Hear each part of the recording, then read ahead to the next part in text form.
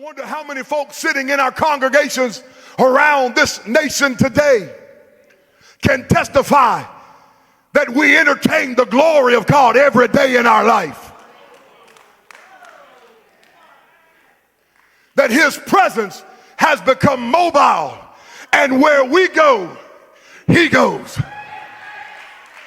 And what we do, oh, I know it's simple, but it's true. He does. I'm not talking about a people who just lift their hands on Sunday when they get to the house of God in the confines of the four walls we call church. I'm not just talking about a people who know how to love God when they're teaching their class. I'm not talking about people who know how to serve God when they're in positional authority. I'm talking about folk that know how to lift their hands and entertain the presence of God from sun up to sundown. He gets in the car with you. He goes to work with you. He's at lunch with you. Wherever you go, his glory is welcomed and transported, and his presence goes.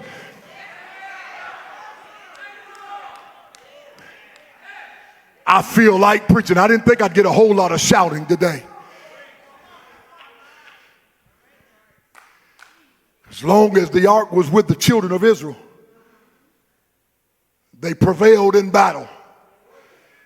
As long as the ark was with them, they safely crossed rivers.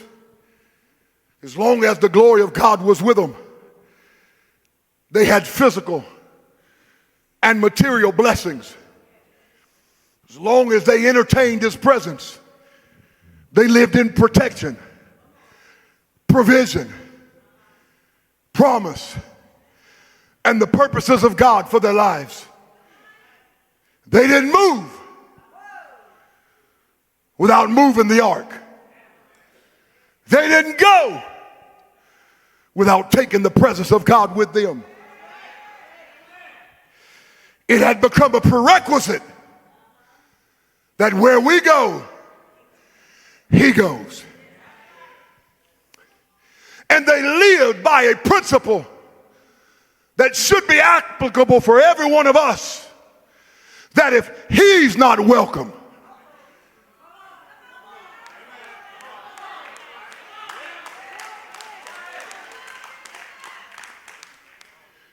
I don't know why you look at me like that this morning, but I'm going to preach this thing anyway. And if you keep on looking at me like that, I'm going to come right down there where you are and preach right to you.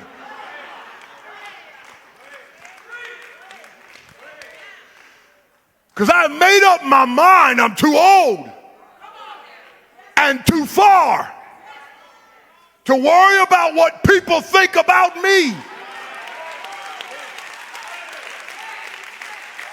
And whether or not I'm liked or welcomed, if he ain't welcomed, I ain't welcomed. If he's not going, I'm not going. If he can't be there, I won't be there. Come on, somebody, throw your hands up and tell the devil, if the Holy Ghost don't go, I'm not going without the Holy Ghost. I'm not going without the presence. I'm not going without the glory. I don't want to take a step without his glory. I don't want to make a move without his presence.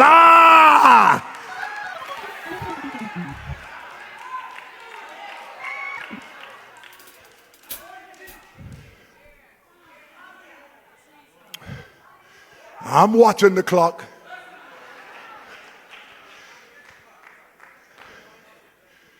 You might as well go ahead and turn that thing off today. Come on, somebody.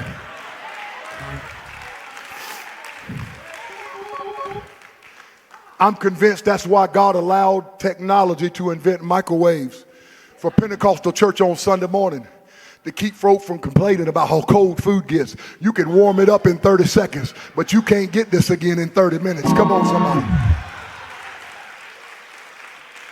And I feel something in this room.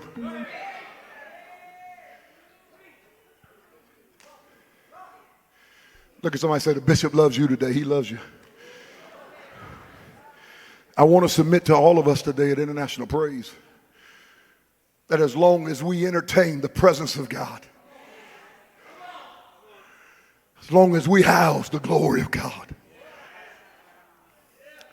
like the children of Israel, we will experience the protection, the provision, the promises, the purposes, and the power of God in our lives. That power of God that will push us and propel us and empower us through his glory and his presence to walk in divine favor and in the blessings of the Lord. You want to have a miracle from God? Let his presence touch your life. You want to walk in blessing? Live in the presence of the Lord. Listen, his presence doesn't mean perfection. You can be in the presence of God walking through all hell itself and the hellhounds nipping at you with a half-loaded water pistol, but there's no heat coming off the flame because the presence of God in all hell itself may not be a perfect situation, but his presence has power and protection and provision. I wish I had somebody who knew what it was to look the devil in the eye and say, you can't touch me. I'm surrounded by the glory and the presence of the Lord. That's why David said, yea, though I walk through the valley of the shadow of death, I fear no evil, for thou art with me.